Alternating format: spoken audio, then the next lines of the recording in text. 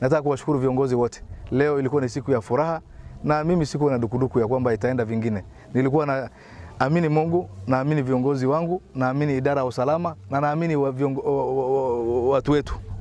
Jamii ya Orma, jamii ya Dagodia, ya kwamba leo itakuwa ni siku ya watu kuja pamoja, haitakuwa ni siku ya watu kuachana.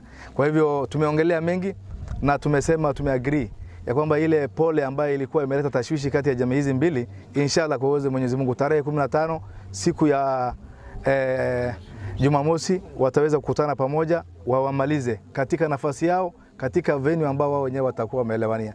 Ya pili, mbuzi ambaye imeweza kuchukuliwa, tumesema kwamba viongozi wa jamii ya Orma, viongozi wa jamii ya Dagodia waweze kuwasiliana ili hizo mbuzi ziweze kupatikana. Zile ngamia ambazo hazikuchukuliwa lakini zilikuwa zimetapakaa na zikaachwa bila kuchungwa, imesemekana imepatikana ngamia 17, ngamia 48 bado hazijui mahali ziko.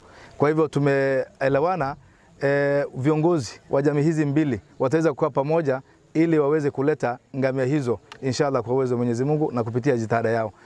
Ya mwisho ambayo ni muhimu sana, tumesema kwamba social media, wale ambao wana post social media, wanaongea kwa social media, ambaye labda hauko hapa, labda uko mahali pengine, ama utakuwa hapa na tena uende kuongea mengine, tumesema na county security team imesema it will take notice from now wale watu ambao wana post, ili kuleta dukuduku na tashwishi kati ya mandugu hawa wawili ambao wameweza kutofautiana. Sisi ama mimi kama mbunge wa Bura ambaye nimechaguliwa na jamii zote na ni mbunge wa yule aliyenichagua na yule ambaye hakunichagua, na niko na imani ya kwamba naangalia mbele watu watazidi kuwa pamoja inshallah.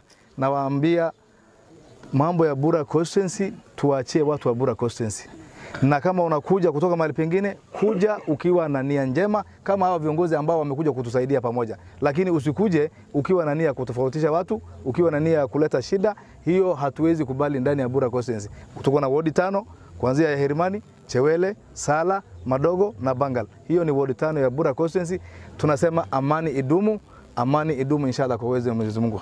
Asanteni sana. Kama kiongozi wa hii nchi nimekuja kumpa yeye support na kusikiza hii process ya kufanya jamii mbili ambao wamepata kukosana waweze kusikizana, na nina furaha ya kwamba mkondo huu mkutano ulichukua na kikomo ambayo tumeifikia.